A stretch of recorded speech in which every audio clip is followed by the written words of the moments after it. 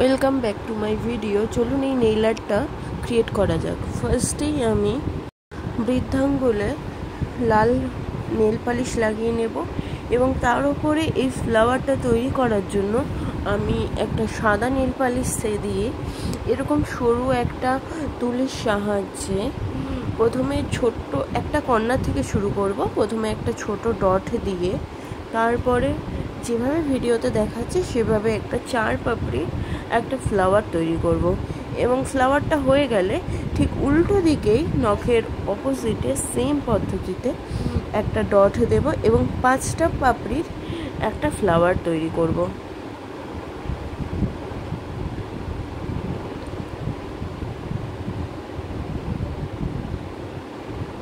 দেখুন আমার এটা হয়ে গেছে।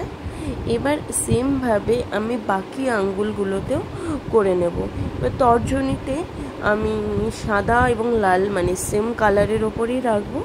তো দেখুন এখানে আমি 4টে পাপড়ির দুই দিকে 4টে পাপড়ির ফুল করেছি, বাকি আঙ্গুলগুলোতে সবগুলোতেই 4টে পাপড়ির ফ্লাওয়ার হবে।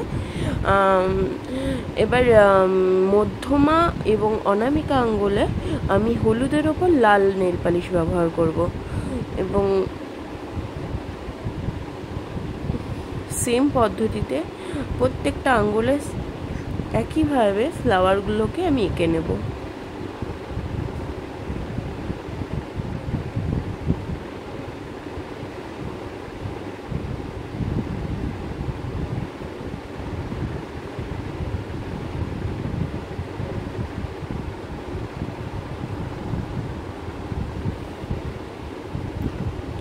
আমার সবকটা আঙ্গুলে ফ্লাওয়ার করা কমপ্লিট। এবার দেখুন আমার নখগুলো কত সুন্দর লাগছে দেখতে।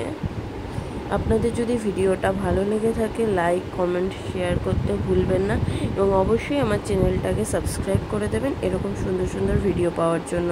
Thank you.